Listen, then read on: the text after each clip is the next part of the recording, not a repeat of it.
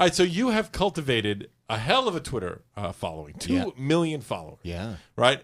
Are you on that every day constantly? Like, how do you cultivate something like that? Well, it's a very misleading number because I got in early, and so I got in right before it took off. And when Twitter took off, I just got added to people kind of automatically. So I would say 90% of those people probably even aren't on Twitter, don't give a shit.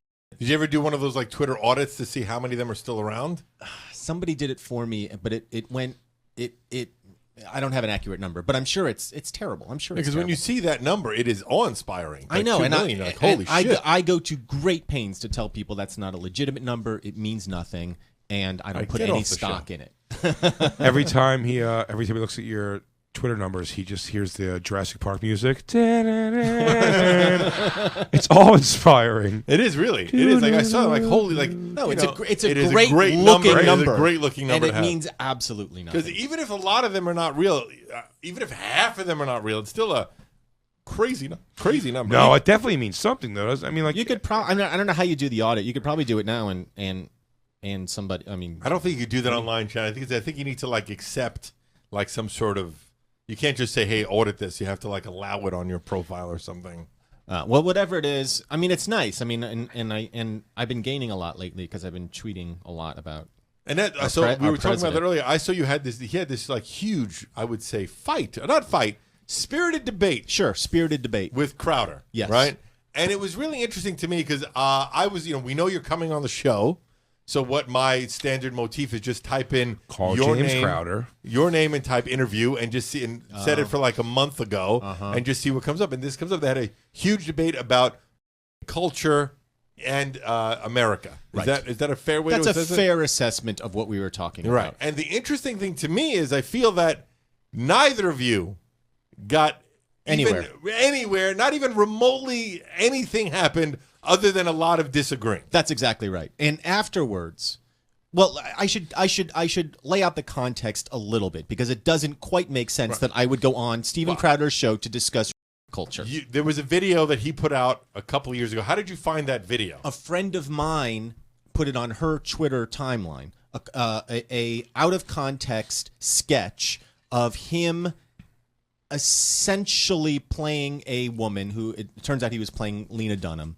And in this sketch, she invites a dude into her home and basically cries, a la the way he claims Lena Dunham did in her book, which she didn't. That being said, I took exception to the sketch.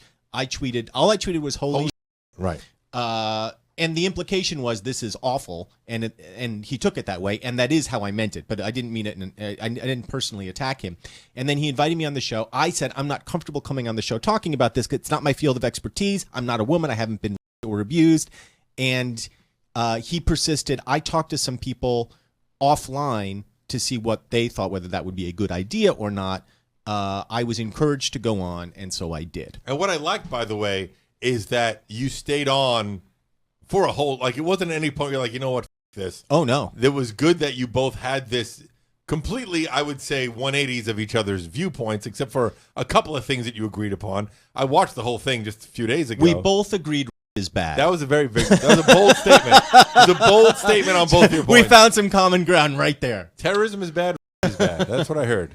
Was the argument about defining, and that was a big part of it. Ultimately, and I wrote to him afterwards. Did you talk at all since then?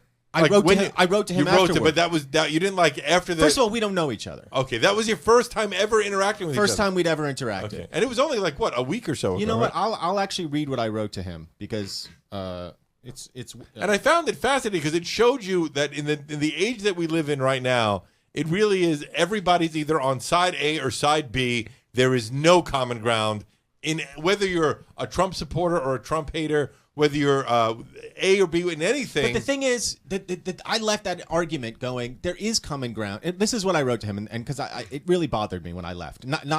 I'm putting it all on myself. I wrote, hey, I've been thinking a lot about it. I don't like the way I represented myself on the show. I allowed my emotions on the subject to overwhelm what I think is the larger point, that there's so much confusion about sexual issues, including issues of consent from both women and men. I think men are just as confused as women in terms of what is acceptable behavior, how they should treat sexual relationships, or even how to appropriately pursue somebody.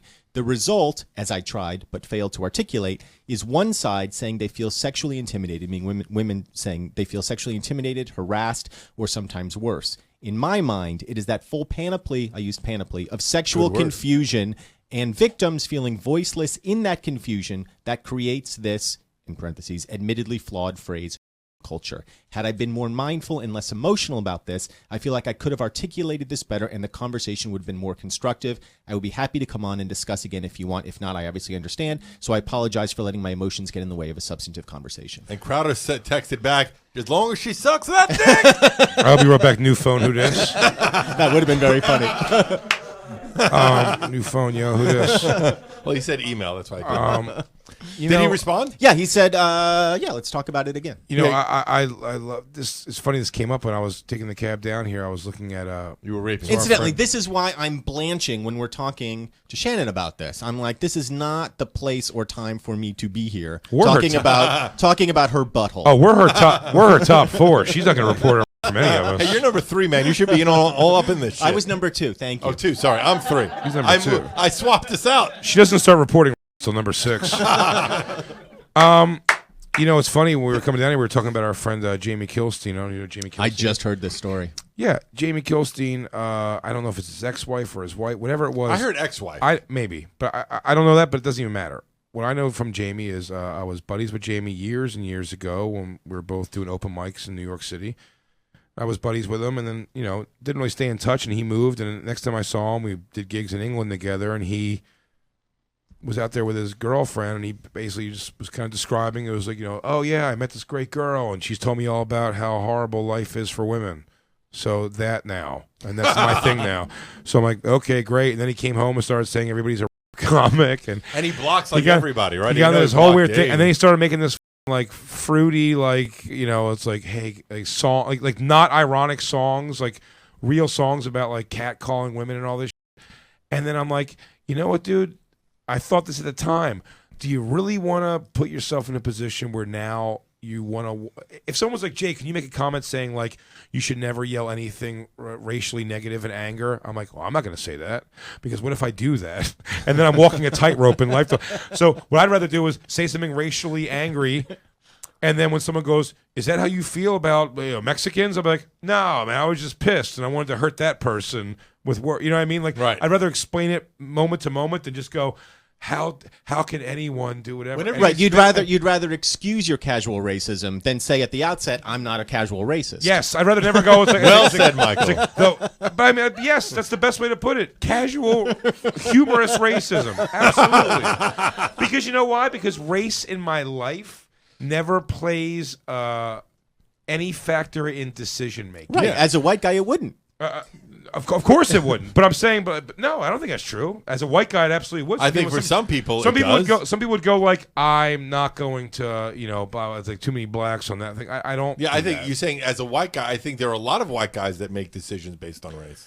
In what way? How? When? I won't go to that movie theater because it's all black people, or I won't go. Of course, I won't go down that street because there's too many black people there. Which, by the way, I have made decisions like that in my life, but I'm saying it's not to define. If I want to see a movie really bad and the choice is not see it or go to this, like, you know, predominantly black movie theater, I'll just go to the movie theater. I don't give a shit. So I'm saying, so you're so brave. Yeah, and that's how you know that I'm a very brave person. But I would counter that if that's the decision that race is most affects you, then you're not really making decisions in your life based on race. That's right. I agree with you. I agree with you. That's almost my point. So the point is, if someone was coming to me and like, you said this joke that was pretty racist, I go, I know, man, but that's like, you know, I thought it was really funny, and they go, but do you really think, whatever, fill in the blank, like, do you really think black people should go back to Africa? Like, of course not, you idiot. You have to really ask me that? I said, that's the answer. Comedy especially is getting to a point where I have to go, before I make a joke that involves, like, you know, like talking about some dumb babbling, some dumb, I got to go, Just I so don't you know, think all women are bitches. I don't either. But No. I'm saying that's what you have to say. Right, you have to go. But not even that. You really have to go. It's like I think it's so. I voted for Hillary. I think women should be get equal pay for equal work. I think everyone's beautiful. Having said that, I think women are just strong as men. So anyway, have you ever got a text from some dumb babbling drunk bitch? It's like, come on, man. That's murdering comedy, complete. So again, my point with Jamie was like, for him to come out, so everything he did was so like, he's doing spoken word and songs unironically and all this stuff about like, it's like what the plight of the woman and how she has to go through all this shit. I'm like, you're making your bed, because the first time you're at a bar at 2 a.m, and I don't know if he's with his chick or not, so I don't want to cast anything, but I don't judge either way. I don't give a shit. Let's say he's full-blown, hypothetically at the time, he's full-blown married, and he's on the road, and he's at a bar late night, and he's trying to get some girl like, I don't really want, I'm married, but you're the most beautiful girl I've ever, and all that shit. And go, if you're saying every time you do that, you're going to go, you have to now call yourself like a stalker and predatory behavior and emotionally manipulative. It's like, no, dude, he's a guy trying to get some in a bar at the end of the night. Like I think the problem with all this, even discussing like what's culture and all this shit, is like to go back to what it was before there was a internet, and it was like, let's hope that people don't. And when they do, they get in trouble purposefully. And that's they go to prison, and like everybody else who's clearly thinks that is not raked over the coals for every semi. Like, is this a joke about? I mean, people got called labeled comics for a show that I watch every week when it's new. Law and Order SVU. They did the most irresponsible. I remember that episode of television I've ever seen. The comic, and so they were taking that basically based off the Tosh and Sam Morril situations is what they took that all off of. I don't even know what that is. Sam Morril has a joke where he used the word, but by the way, I said this when this all came out, I'm so upset. I'm such a nobody. At one point in my set, telling first you, of all, Jay, you're number one on Shannon's list. You're not true. a nobody. 10 years ago, I said to somebody out loud, I go, I gotta cut down. I have like the word in like 5 jokes in my set. I gotta cut back on. That was one rape thing jokes. that, by the way, to go back, that Crowder brought up like jokes of yours from like years and years ago. But I'm saying the idea of like the comic. So Tosh said a thing. You don't remember the Tosh thing? Somebody came in. Someone came into a comedy club and he said, "Oh some joke that yes, said yes." And the girl was like, "It's not funny at all." He goes, "I agree with you, but wouldn't it be funny though if 5 guys came and raped you right now as you said that, and it became this whole thing?" Yeah. And it's like the fact that it becomes national news and all these apologies and all that shit, it's like you want to go, it's like, do we really have to it's more scary to me that we have to explain to the masses, like, oh, guys, just so you can relax, everyone, because Daniel Tosh is not a pro everyone. Do you know what I mean? Not what I heard. It's not what I heard.